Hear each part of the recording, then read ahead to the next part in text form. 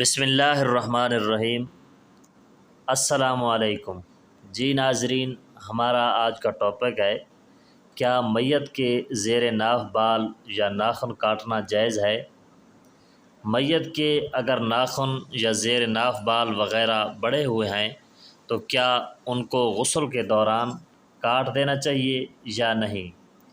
جی ناظرین، علماء کرام کے دو موقف ہیں۔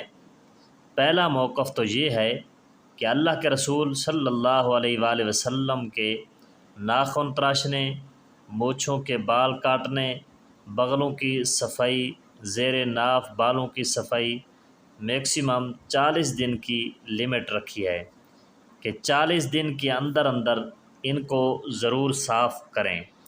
اب اگر کوئی بندہ فوت ہو گیا ہے اور وہ 40 دن بھی نہیں ہوئے اور وہ فوت ہو گیا ہے، خود نہیں کر سکا، تو اب کچھ علماء کرام کہتے ہیں مونچھیں اگر بہت بڑی ہوں تو وہ کاٹ دیں، اگر ناخن تراشنے والے ہیں تو ناخن تراش دیں، بغلوں کے بال صاف ہونے والے ہیں تو یہ صاف کر دیں، لیکن زیر ناف بال نہیں، کیونکہ وہ بغیر سطر کو دیکھنے سے ہی ممکن نہیں ہے، لہٰذا سطر کو دیکھنا جائز نہیں ہے، اب وہ رہنے دو۔